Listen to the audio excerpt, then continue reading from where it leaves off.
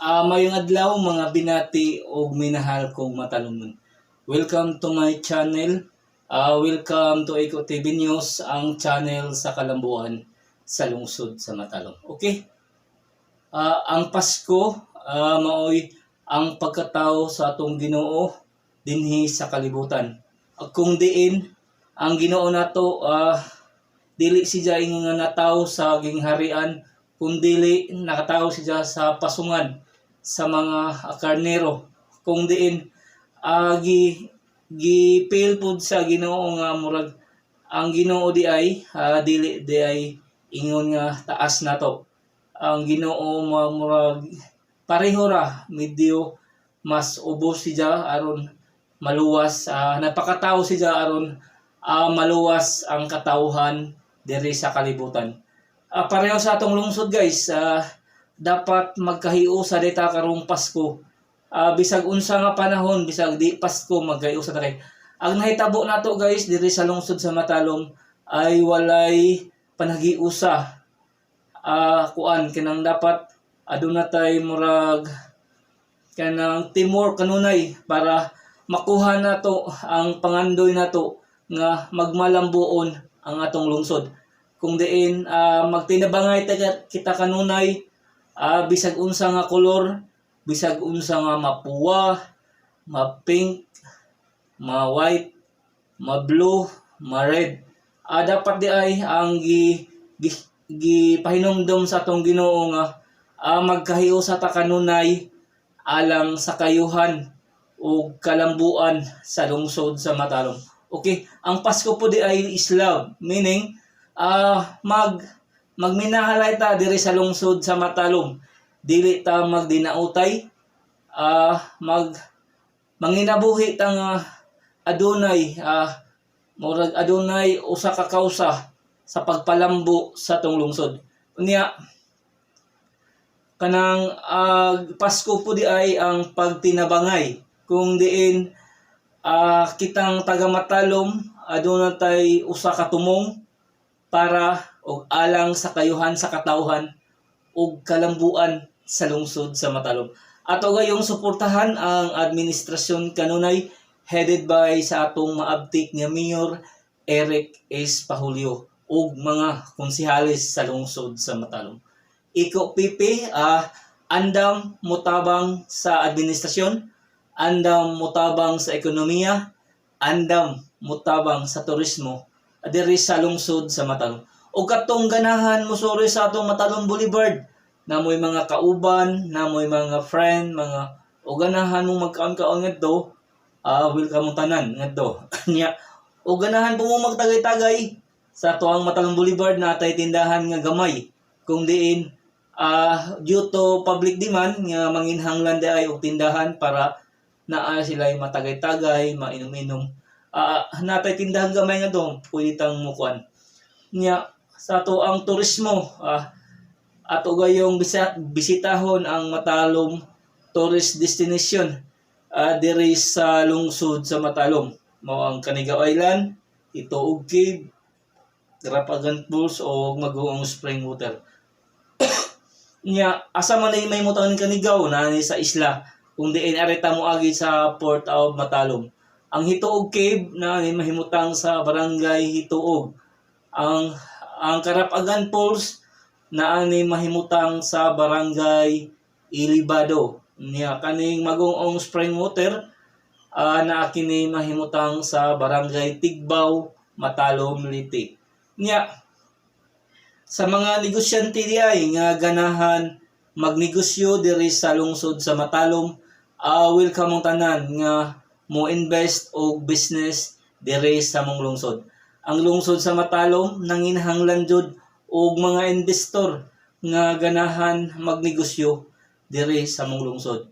Ako mang hinaot nga mosanong ang mga negosyante, suwayan lang nato og magnegosyo ta sa lungsod sa Matalom, Liti, Philippines. Kung diin ang mga turismo diri nagkakusog, ang ato ang mga farm to market road, pang simento na aron jud mahatagan o maayong road or kanang agianan ang taga Matalom niya nga tong biwok ongoing ni ang trabaho nga to pong tourism building. Ang ano naghimo matag tourism building para ang mga turista mahatagan nato og maayong serbisyo nga di makasakay padung sa Kanigaw niya punpuhon ang ato ang Port of Matalom ongoing ni ang pagtrabaho para aduna tay mo modunggo ng gikan sa Bohol o gikan sa Cebu. Ako mang hinaot nga wala joy mga kakulian nga mahitabo para magpadayon ang ato ang paglambo sa atong lungsod niya. Ako mang hinaot ang mga negosyante nga mudaghan pa ang mga business establishment nga mahimo sa atong lungsod niya katong sa Matalom Boulevard ato nang pabibuhon. Atong advokasya nga mas mudaghan ang ato ang mga business establishment diri sa lungsod sa Matalom, mas mobibo ang ato ang Matalom Boulevard unya doon na po tayo puhon guys na tayo terminal dahil ni mga sa San Pedro. Ako mang hinaot nga ma-realize ni unya niya ang ato pong ano na tay kuan tanang mga establishment niya na naputay tabo puhon. Ako mang hinaot nga ma-realize ni niya ako mang hinaot nga ang mga farmers pod nga magnatay mga abot sa ato ang pang-uma ato jung ibutang diri sa atong lungsod mayong mga ginang uban nga kuan kanang gamay ra tao pero ato jung kuanon dapat lagi nay dapat natay murag agporsigido ta natay tumong para makakreate og tabo niya sa mga naay kanang mga pangisda o namoy dagang isda ari na to ikuan sa atong lungsod kay ang mahitabo man guys ang atong mga dagko nga isda ibaligya nato sa ubang lungsod kundiin ang kita ay mahimong wala isda. Ako mang hinaot nga magkahiusa ta ang atong mga produkto ari nato ibutang sa atong lungsod para adunay economic cycle nga mahitabo diri sa atong lungsod. Okay? Ako mang hinaot nga magtinabangay jud ta kanunay karong Pasko ug advance Happy New Year kanatong tanan diri sa lungsod sa Matalom. Iko pipi andam motabang sa administrasyon andam motabang sa ekonomiya sa lungsod o andam motabang sa turismo diri sa lungsod sa Matalom. Iko pipi moingon nga advance Merry Christmas o mabungahong bagong tuig kaninyong tanan Matalomnon bisag di taga Matalom.